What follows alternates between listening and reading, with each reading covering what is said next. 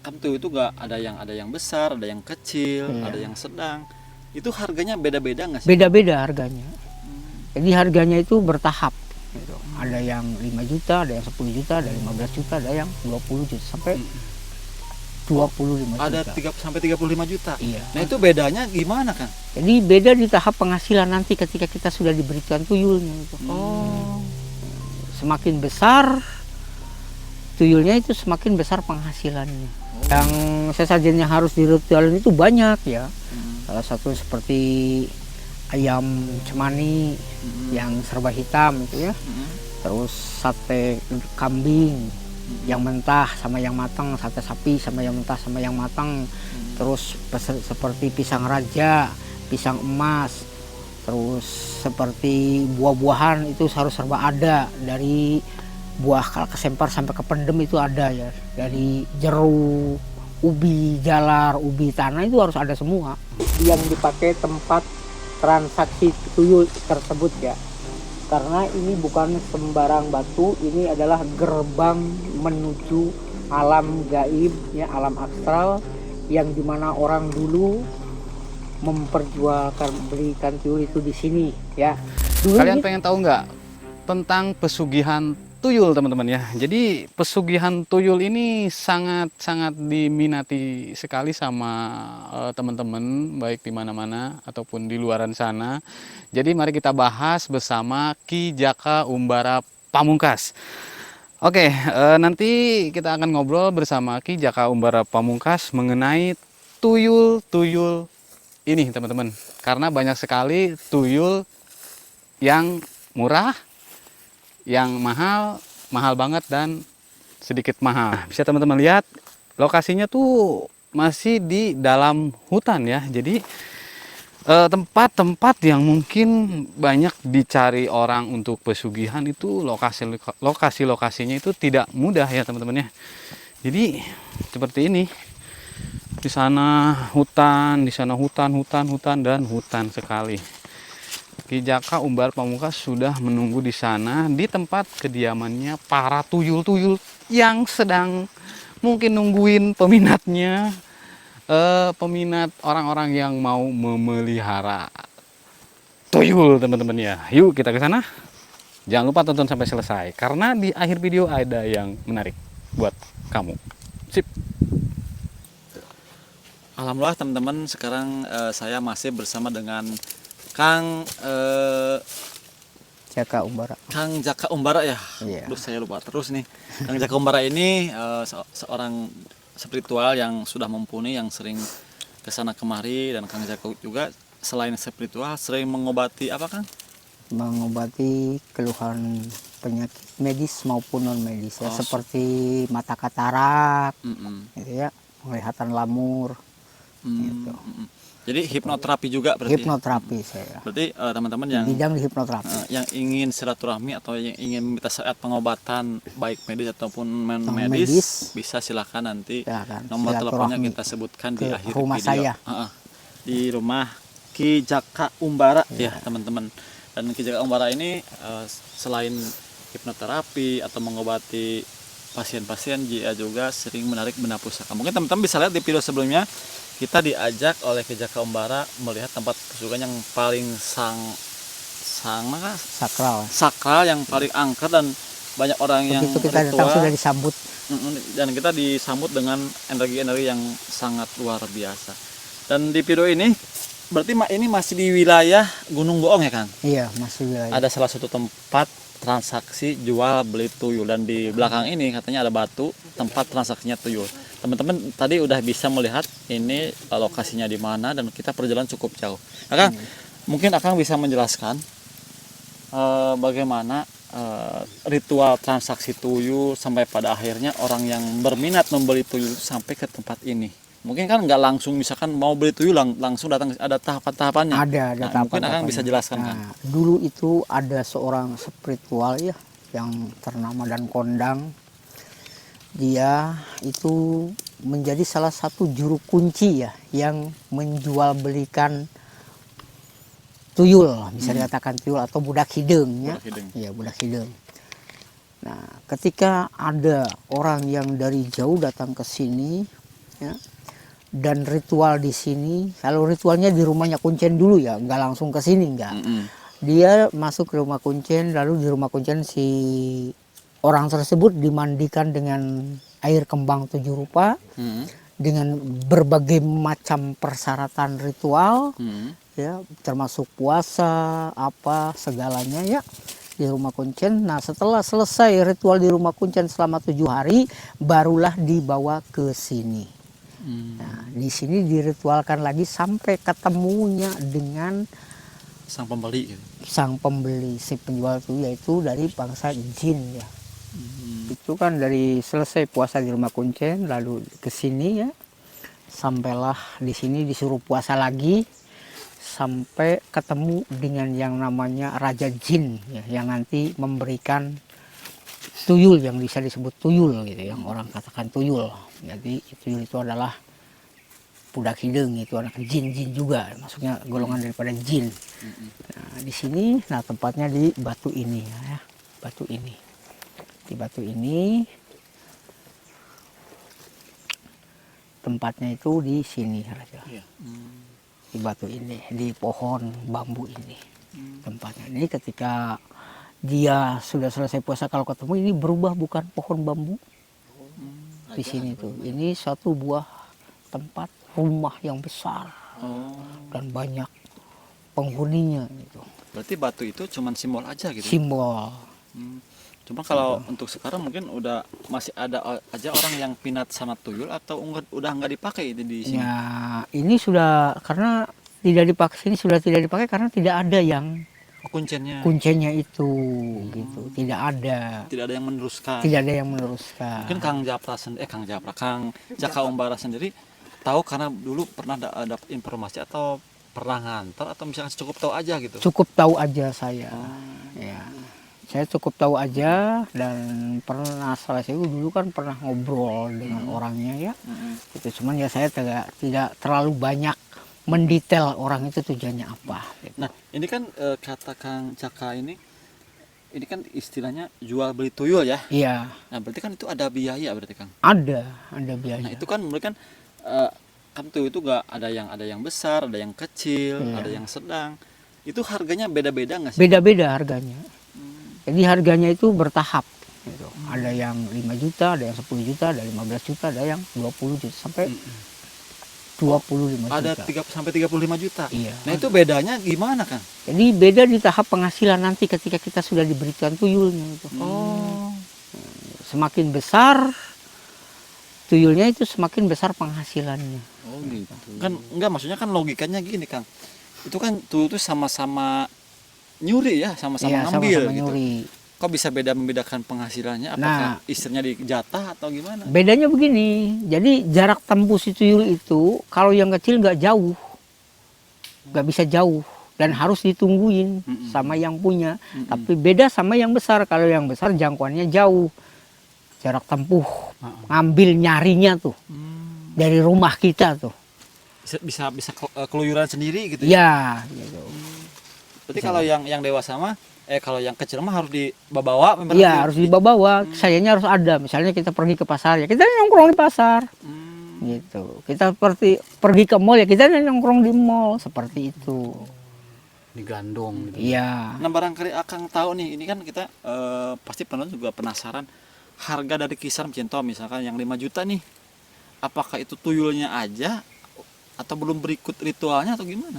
Ya, itu belum dengan ritual sih. Jadi biaya ritualnya itu lain lagi. Gitu. Kalau ritualnya misalkan sesajen yang harus disediain itu apa aja gitu? Kalau yang sesajen yang harus diritualin itu banyak ya. Salah satu seperti ayam cemani yang serba hitam itu ya.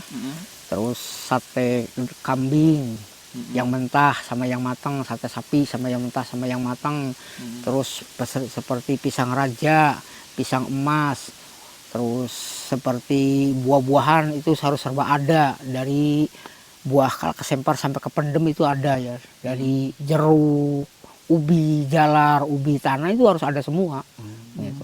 Jadi seperti kayak minyak gitu ya, seperti kayak dupa rokok saja sampai 9 rokok, warna rokok gitu, nama rokok. 9 macam rokok gitu. Berarti itu sebelum mendapatkan tuyulnya. Sebelum itu selalu sampai sini itu diritualkan, disesajeni gitu. Disesajen ya. Berarti ritual satu tuyul, contoh yang 5 juta aja yang kecil itu kisaran kalau total biaya berapa gitu? Ya kalau yang 5 juta, kalau kita kisaran yang 5 juta gitu, itu kita harus punya budget minimal 10. 10 sama Iya. operasional. Operasionalnya itu. Nah itu selalu berhasil nggak atau istilah ada gagalnya juga? Ya ada gagalnya juga, ada. Karena kan yang pertama ketika kita ritual tuyul, yang pertama kita tidak boleh menyebut nama-nama Allah gitu ya. Gitu. Ketika kita sedang melaksanakan puasa itu tidak boleh menyebut nama Allah. Atau bilang astagfirullahaladzim, subhanallah, la ilaha illallah. Itu akan menghambat dan gagal total, tidak akan dapat. Harus benar-benar itu keluar, benar-benar musik gitu ya? Iya, benar-benar mungkin karena tidak boleh kita merasa takut. Kan kita ketika ada aja kan orang ketika di luar sini tadinya berani, jadi ketika malam merasakan takut karena tidak ditemani sendiri gitu. Nah, tidak boleh ada teman, harus walaupun misalnya ada yang 54 ditempatkannya beda-beda walaupun di sini tempatnya. Jadi orang yang itunya dibedakan, tempatnya dibeda-beda. Misalnya satu kayak yang di sebelah sana gitu. Kayak di sebelah sana gitu. Jadi beda-beda. Jadi tidak dikumpulin misalnya kayak kita ziarah ke makom gitu ya, makom lalu kita di situ bareng, itu ini enggak, kalau ritual seperti itu enggak, beda-beda. Nah kalau menurut Kang Jaka nih yang bisa melihat dengan mata batin, kalau tuyul itu sebetulnya kayak di film-film kan, misalkan matanya hitam 2, terus badannya putih, atau seperti Jadi, anak seperti opada umi, atau gimana ciri-cirinya gitu? Ya sebenarnya tuyul itu sebenarnya apa yang membedakan di sini doang sih sebenarnya. Di sini seperti ini hitam, Oh, betul berarti gelap, ya. Oh gitu. hitam gelap. Terus kulitnya warna kecoklatan itu ya. Kalau ya putih enggak, hitamnya juga enggak gitu. Kalau warna coklat, pekat, coklat pekat itu. Jadi kata apa bisa budak hidung teh benar berarti? Iya. Budak hidung. Nah itu pakaiannya tuh. Itu cuma pakai celana ini doang, kayak pempas tuh, Oh, pempes celana yang putih, gitu. nggak pakai baju, itu doang, kayak pempas itu. Nah, ini kan sekalian kita pengetahuan juga ya. Nah itu kan berarti kalau istilahnya orang berhasil miara tuyul nih, beli tuyul dari sini misalkan. Nah itu cara ngerawatnya kan konon katanya harus disusuin sama istrinya nih. Nah, bisa nggak kalau misalkan diganti sama susu saset atau susu dotan gitu, yang penting nyusu atau gitu? Nggak bisa, nggak bisa karena itu yang diminum aslinya bukan susu, itu darah putih. Makanya orang yang mempunyai tuyul itu kebanyakan badannya itu kering karena habis darah putihnya. Jadi bukan air susu yang kita ambil, bukan darah merah yang diambil, itu yang diambil Air darah putih. putihnya ya. Iya. Darah putih ya. Nah berarti kalau misalnya gini, itu kan yang dihisap itu kan darah putihnya, Iya. atau air susu yang dari istri gitu ya? Iya, bukan air susu, Oh bukan. bukan. Tapi kan meren Darah. neteknya ke Iya, tapi melalui payudara istri. oh, Gitu. berarti yang disedot walaupun misalkan sang istrinya nggak lagi menyusui, tetap aja Tetap, ditetein gitu. karena itu disedot harus gitu. tetap disedot, harus. Karena itu minumnya kan darah dia, tapi darah putih. Itu lama-lama habis. Habis, ketika makanya kan orang kebanyakan yang memelihara tuyul itu kebanyakan kehabisan darah putih, sakit. Sakit lalu. Iya, badannya itu kurus kayak seperti kena Berarti penyakit kalau gula, misalnya si sang istri kering. si sang istrinya udah kehabisan darah, mendingan berarti kekayaan juga tuyulnya juga udah pergi berarti. Iya, Kecuali misalkan kalau menikah lagi gitu. nah itu. Berarti kalau misalkan ngambil susu yang lagi menyusui, Enggak dimasukin bisa. botol nggak bisa. Enggak bisa. Karena yang diperlukan oleh tuyul itu bukan air susu, tapi darah. Berarti itu bentuk tumbal atau resiko yang harus Iya. ditanggung sama si Iya. pemilik.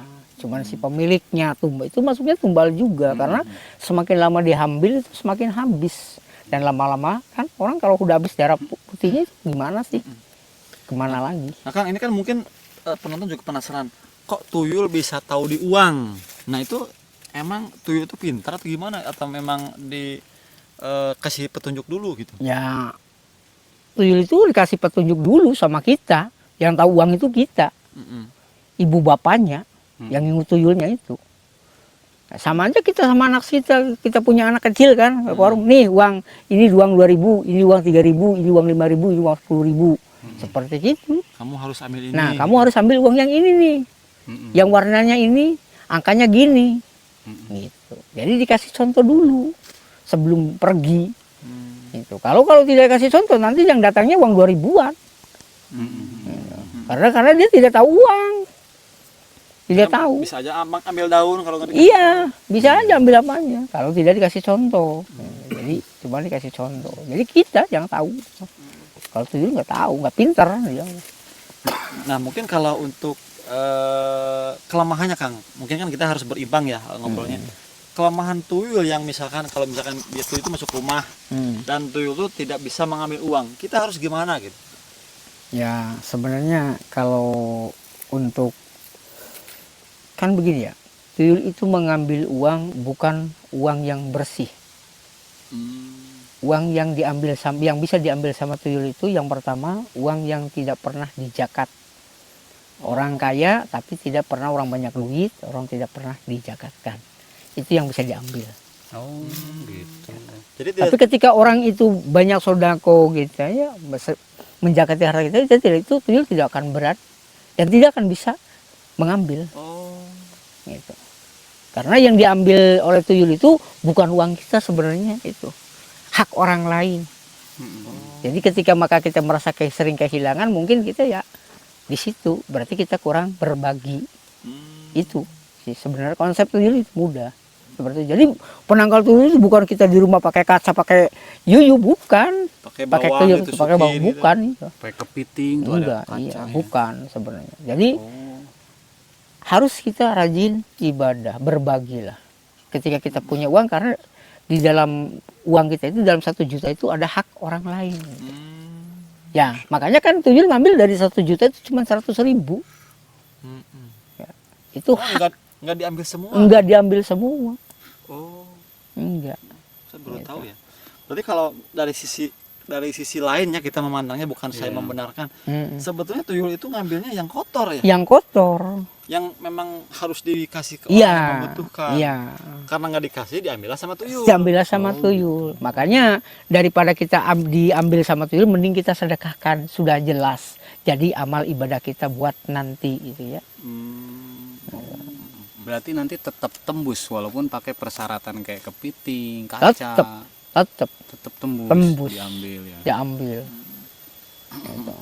Berarti kalau gitu emang yang pertama itu ya. Yang kedua, tuyul tidak bisa mengambil uang yang tidak jelas pemiliknya. Contoh bank. Iya, nah itu tadi. Karena apa? Karena bank itu tidak jelas pemiliknya. Uang siapa hak yang ditunda di situ? Tidak tahu pemiliknya. Nyampur gitu. Iya. Mana harta yang kotor, mana harta yang itu nggak berani. Karena tidak tahu si pemiliknya. Karena itu titipan. Tuyul tidak berani mengambil uang titipan.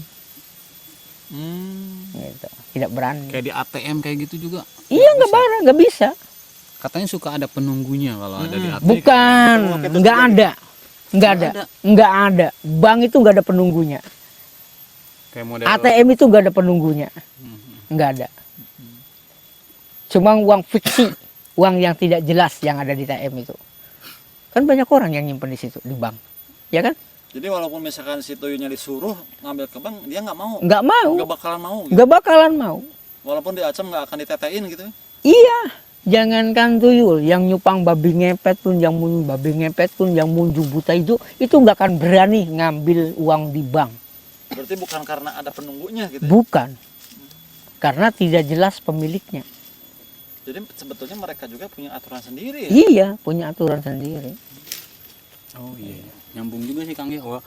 Kan suka lihat tuh kalau orang mau miara tuyul gitu, digendong suka keliling dulu ke depan rumahnya gitu ya.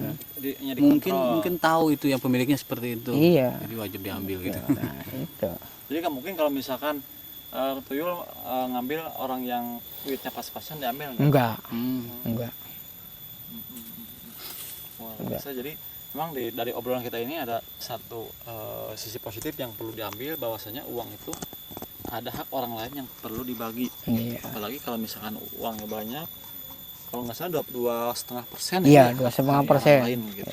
Dan itu kalau nggak diambil sama tuyul diambilnya gitu. Iya, kalau kita nggak disedekahkan ya tuyul yang ambil bagiannya. Gitu. Itu sudah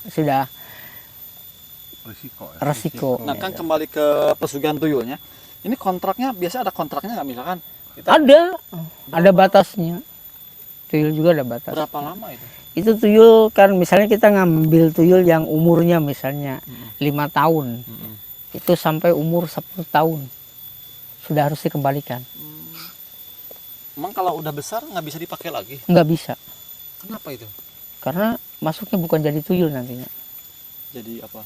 Ya seperti kayak nantinya bisa jadi ke apa ya, kayak pemujaan seperti kayak yang lain-lainnya gitu masuknya. Oh, jadi genderuwo. Iya. Identiknya kan kecil ya, Kecil, tuyulnya pendek iya. gitu kan. Iya. Berarti kalau gitu asumsi saya tuyul itu bibit dari, misalkan kalau besarnya ada yang jadi kalong wewe, ada jadi yang genderuwo, mungkin bibitnya kalau tuyul itu gimana? Ya mungkin juga di situ gitu. Intinya mah eta kene, Iya, eta-eta kene. jin kene gitu. Iya, kan. jin-jin kan gitu. Cuman ini jin yang masih kecil-kecil.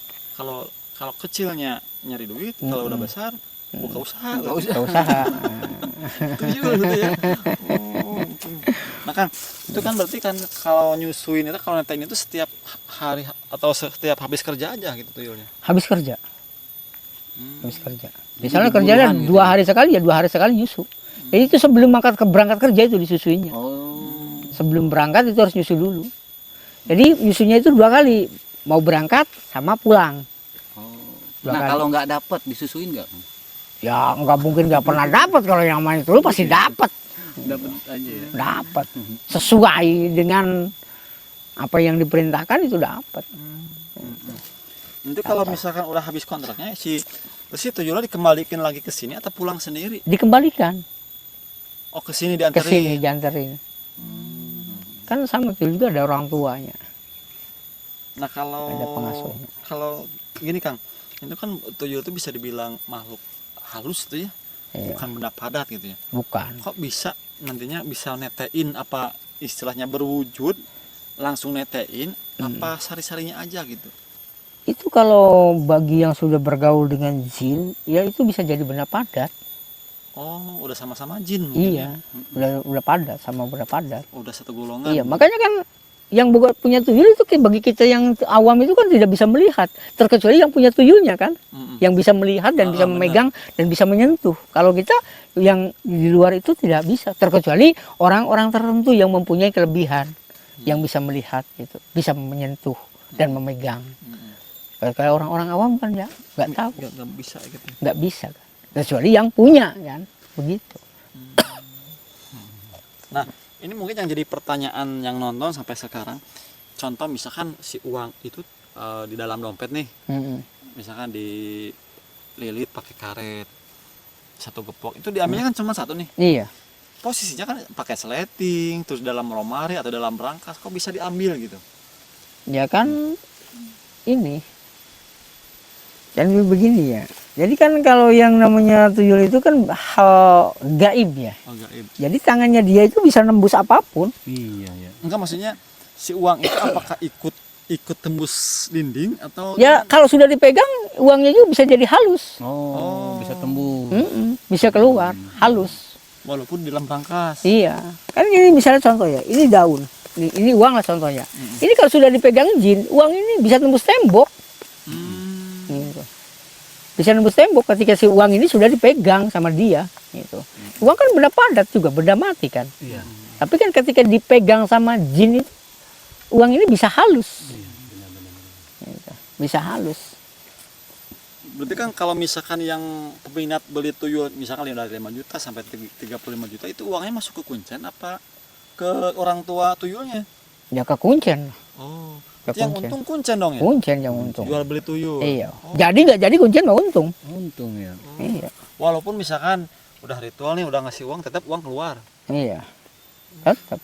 Nggak bisa Misalnya misalkan ritualnya gagal, yaitu meresiko. uang tetap keluar. Oh, iya, tetap. Nah, kan karena sebelum kita melakukan ritual kita bayar dulu. Harus bayar di muka. Harus gitu. bayar di muka. Bayar di muka. Iya. Wow, jadi bisa jadi kan ini dua versi ya, ada yang versi mohon maaf ya, yang dimanfaatin tuh dibuat penipuan gitu ya, jual Iya. beli tuyul, tuyulnya nggak ada kan, Nah, uang itu. udah masuk. Iya. Udah masuk. mungkin teman-teman yang jeli ini kan hanya sekedar hiburan ya, makanya kita bikin video kan buat edukasi saja. Iya, kita buat Karena yang namanya berhubungan dengan hal-hal gaib itu tetap nggak ada apa ya Iya. istilahnya, nggak ada hasilnya nggak ada sebenarnya. enaknya gitu. Nggak ada enaknya. Capek. 99% gimana Pak? Ya, 99% yang namanya pemujaan ngingu tuyul, Jepang apapun, ya pemujaan apapun itu 99% jong. Cong. Walaupun yang 1%-nya berhasil, tapi tetap aja ya Tetap aja. resiko gitu ya. Resikonya gede. Resikonya. Nah, mengenai tumbal Kang tuyul, ada nggak? Kalau tuyul nggak tumbal, tumbalnya kita. Kita sendiri, Iya, si pemilik. si pemilik. Ya, kalau tuyul tumbalnya si pemilik, si penyusu itu. Nah, diambil apa diajak nanti apa? Ya kan, bukan diambil lagi, kan diambil darah putihnya disedot. Meninggal Orang dari- ketika sudah habis darah putihnya, kemana lagi orang kalau mau meninggal? masuk ke alam mereka juga. Ya iya, masuk ke sana nanti. Nah, ini kan Jadi ketika orang yang mati daripada yang lainnya, misal jalan pemujaan itu kembalinya ke alam jin. Nanti kembalinya ketika dunia ini kiamat. Oh, Di, ngeri juga ya. iya. Makanya kita disiksa seumur hidup kita dalam jin nantinya. Terus sampai datangnya yaumil kiamah. Itu. Makanya ada kan yang model arwah gentayangan seperti itu. nah, Ya kan ada bagian pasti begini ya Kang ya. Orang itu nggak ada yang bisa lihat setan, benar. Nggak ada orang yang bisa lihat setan. Nggak ada. Nggak ada orang bisa. Ya kayak gimana sih setan? Setan itu karena sebenarnya bertengger di hati kita masing-masing. Ketika kita mengiziminasikan menginstingkan bahwa wujudnya setan seperti itu, maka itu akan bisa muncul menjadi ekspektasi apa yang kita inginkan. Gitu. Jadi ketika kita tidak yakin nih, kalau nggak, saya nggak yakin di tempat ini, maka apalagi dengan nada-nada yang keras, sebenarnya jin itu takut dengan kita nada-nada yang keras itu. Kalau nggak percaya bisa dibuktikan. Datang ke tempat angker, situ kita marah-marah, teriak-teriak, itu satu pun nggak akan bakal datang. Saya jamin. Iya, benar juga. Ya. Jadi saya pernah ikut dengan teman saya. Ini cerita ya, dari dulu. Teman ikut dengan teman saya. Ya. Waktu mau manggil jin, ya, itu sudah kelihatan, udah kelihatan, udah mau datang cahayanya itu. Ketika ada anjing menggonggong, itu naik lagi, hilang lagi, hilang,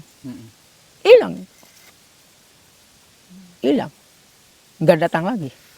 takut atau gimana? Takut.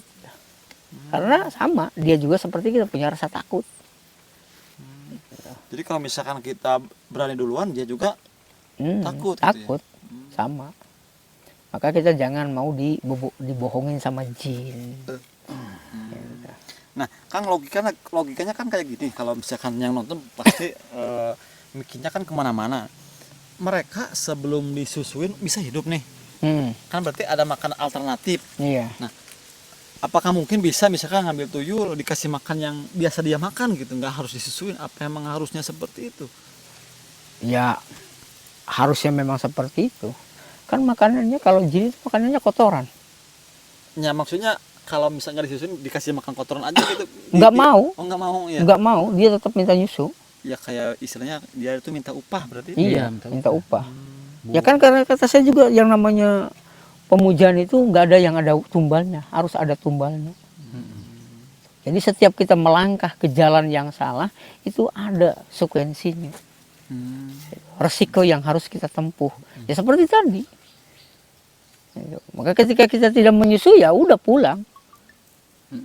Si makhluk itu pulang dengan sendirinya tanpa diantarin pun dia pulang, diambil sama yang punyanya. Karena di situ kan kita sudah bikin perjanjian, bikin kontrak. Ya mungkin kirain pas di awal perjanjian nanti kamu bisa kan kalau udah dipiara dikasih makan kotoran gitu. Enggak seperti itu cerita. Harusnya emang Konsepnya. dari sananya peraturannya harus susu gitu ya. Iya. Mungkin Kang Jaka ada kata-kata petua di akhir video barangkali. Ini kan hanya untuk edukasi saja ya, Iya. jangan sampai orang itu tergiur Iya. dengan pesugihan tuyul. Dan Iya. tadi Kang Jaka udah menyampaikan bahwa Dengan resiko pesugihan apapun lah. si istri itu sampai kering berarti ya. Iya. Silakan Kang. Kata-kata terakhir Oke. untuk sebagai penonton Jadi, kita. Untuk para sahabatku ya, subscriber, penonton video ini dimanapun kalian berada, pesan dari saya, moral sedikit dari saya, janganlah kalian tergiur dengan harta yang belum jelas. Ya, yang namanya pesugihan itu harta yang belum jelas. Sama pesugihan itu dengan kita judi online. Ya, judi online menjanjikan kekayaan, tapi nyatanya akan jatuh ke jurang kehancuran. Nah, yang namanya pesugihan, minggu tuyul, apapun itu akan jatuh ke lembah yang sangat dalam, jurang yang sangat dalam. Ya, itu saja pesan dari saya. Perbanyaklah membaca istighfar, tobat kepada Allah, dan perbanyaklah sedekah kepada fakir miskin dan anak yatim, karena bagi Allah yang Allah senangi kepada diri kita bukanlah puasa kita, bukan sholat kita, tapi Allah senang dengan orang yang sering berbagi walaupun sedikit. Masya Allah. Karena di dalam Islam itu berbagi itu bukan hanya dengan harta, bukan saja dengan materi, tapi berbagi di dalam Islam itu dengan senyum, dengan ramah tamah, dengan bahasa yang sopan santun. Itu juga di dalam Islam itu diajarkan di dalam agama kita, keyakinan kita seperti itu, ya. Jadi yakinlah, karena Allah di dalam surat Yasin ayat 82, innama amruhu idza arada syai'an yaqula lahu kun fayakun. Ketika kita bersungguh-sungguh yakin kepada Allah, maka Allah akan berikan imbalan kepada kita. Masya Allah. Luar biasa. Itu saja pesan dari saya. Alhamdulillah ya, teman-teman, mungkin sekali lagi ini kan Kang Jaka ini bergerak di bidang spiritual. Beliau sering mengobati orang yang terkena medis ataupun non medis, dan berikut hipnoterapi juga ya. Iya. Mungkin Kang bisa sedikit sebutkan contoh-contoh kasus yang akan bisa obati gitu, istilah syariatnya bisa diobati. Ya. Kasus-kasus yang orang yang kena terbelakang mental, misalnya stres, karena stres itu ya bukan bawaan gitu ya. Ketika tadinya benar terus karena stres, karena kebawaan, atau pecandu. Anak kita nih pecandu narkoba nih, nggak bisa dihilangin. Atau yang merokok pengen berhenti merokoknya, tapi saya nggak bisa berhenti merokok. Insya Allah itu bisa diobati itu. Atau kalian yang pernah merasakan penyakit ya, yang sudah berobat kemana-mana, ke rumah sakit manapun, ke dokter manapun, belum kunjung sembuh, belum ada jodohnya, itu kita bisa usahakan dengan atas izin Allah, ya, itu bisa sembuh. Yang penting kalian mau dan yakin saja. Termasuk gitu. Untuk menghilangkan gangguan penarikan, contoh misalnya kena pelet juga Abah bisa. Bisa. Misalnya ini saya nih lagi kena pelet nih, keadanan sama ceweknya, saya tidak bisa, saya terlalu teringat tidak dengan itu, bisa dihilangkan. Atau cewek yang keedanan sama laki-laki gitu, kena pelet sama laki-laki, itu bisa. Berarti kalau mengobati bisa juga menarik Kang Jaka ini. Insya Allah. Luar biasa. Oke teman-teman yang ingin silaturahmi, silakan nomornya disebutkan Kang. Ya, oke. Yang mau silaturahmi ke tempat saya ya, mau main ke tempat saya, silakan datang. Nomor saya ada ya, di ini nomor saya 082 321 128 836 ya. Okay. Atau beralamat saya, tempat tinggal saya ya, langsung tempat tinggal saya di Kabupaten Sumedang, Kecamatan Bua 2, Desa Mekar Mukti, Dusun Citunggul. Masya Allah. Ya, oke teman-teman, itu informasinya cukup jelas ya. Jadi kalau nonton itu sampai akhir, karena kita di setiap video juga ada informasi yang teman-teman butuhkan. Mudah-mudahan video ini bisa bermanfaat, ambil baiknya, buang buruknya. Wassalamualaikum warahmatullahi wabarakatuh. Waalaikumsalam warahmatullahi wabarakatuh.